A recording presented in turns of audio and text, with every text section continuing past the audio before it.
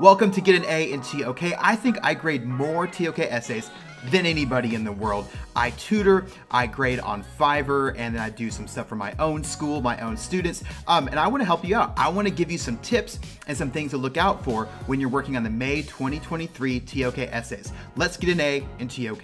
Get an A in TOK. Okay, so first of all, I have a couple of things that can help you out if you need more help than this. If you look down in the description, you can go to getanaintok.com/free stuff. I've got outlines, organizers for you. If you don't even watch this video, just download that stuff. It's free. It will help you out, I promise. The second thing I got is you can get in touch with me at bit.ly/TOK tutoring. You can get in touch with me on Fiverr there and I can grade your paper. I can give you some suggestions. I will not write it for you. I'm sorry. And then the last thing, you can get TOK MASTERCLASS, which is a full online on-demand TOK course. I know you need it. It's got research databases and everything. I'll be your teacher anyway, but that'll cost money. You want some stuff that's free. Let's take a look at my TOK essay tips and mistakes. Okay, the first one, and this is super important, and I see this mistake done all the time, including that student that I graded last Tuesday. Examples and research are the foundation of your essay. If you don't research, you don't get an A. So if you are coming up with ideas off the top of your head or based on things that you just naturally know, we don't care. I'm going to be really rude here. Sorry, not sorry.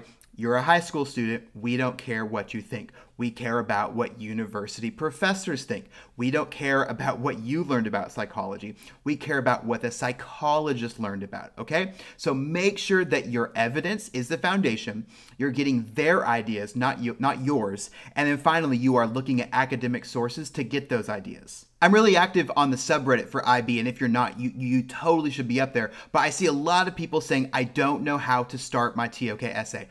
You don't start with writing, okay? You start with researching. So make sure that you just look at different things that may or may not be related to your title, and then you get the ideas from there. Don't make a point and then find research to fit in that point. Instead, what you want to do is, if you're studying a perspective on human sciences, look at what that perspective may be. Look at what was studied.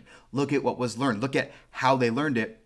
And then ask yourself, will this fit in my essay? That's how you start your TOK essay. Now, related to that, it should be a 50-50 split between your evidence, so your summary of what you've researched, and your analysis, your interpretations, your discussion of how that applies to the prompt. You don't want to have 80% of your essay be describing your research. While that will work, I guarantee you it will get a C. I don't even have to grade it. I know that will work. That will work for a C. So what I see a lot of the time is I see people with a paragraph that has 2 sentences of introduction, then 7, 8, 9 sentences explaining a study or explaining a discovery. And then the last sentence says, therefore, and then you connect it to the title.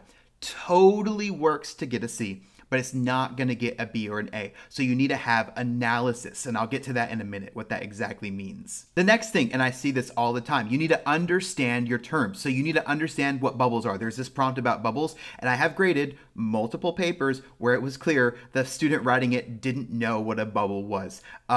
You just got to know that. If you are writing about the prompt, about the title, about replication, you need to know what replication is.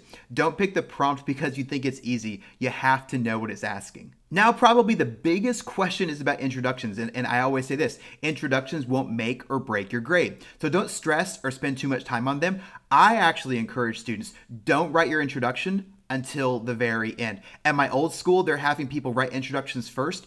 Total waste of time. You shouldn't know your thesis until you've done your research. So write your research. Do your research, write your body paragraphs, help that to inform your thesis, then write your thesis, then you already know what you're going to say, so then drop it into your conclusion. Now, related to that, in your introductions, you don't need to define obvious terms. So don't define knowledge. It's not necessary. You're in TOK. You're in grade 12. We know what it is.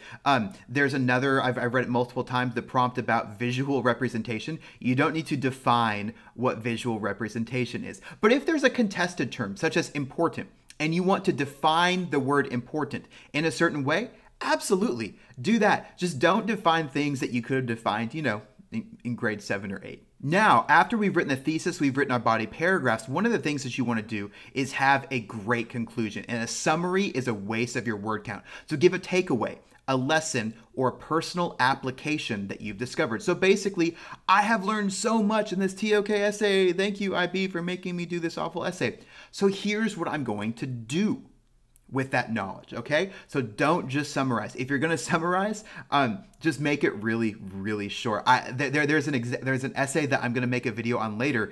They got a 10 and the student is at Yale. I interviewed her for a video and her introduction was awful, but it was only 75 words because she maximized her body paragraphs, okay? So if you're just gonna summarize, make it short. But I would suggest making your conclusion about 150 to 200 words and give a lesson. Give a takeaway. Now, my final and most important piece of information is this. The words evaluate and implications are indicative of a score of 7 through 10. They don't appear on the 0 through 6 score. So if you are looking to get an A or a B, you have to do one of these things. You have to evaluate, so criticize your information a little bit, make a judgment on what happened, or discuss the implications. So say, what are the results of this? What happens because this is true or false? And a lot of times that can relate back to knowledge. If you need even more help than this, and I know a lot of you do, I've got a couple of things for you. First of all, there's a free downloads that you can get in the description.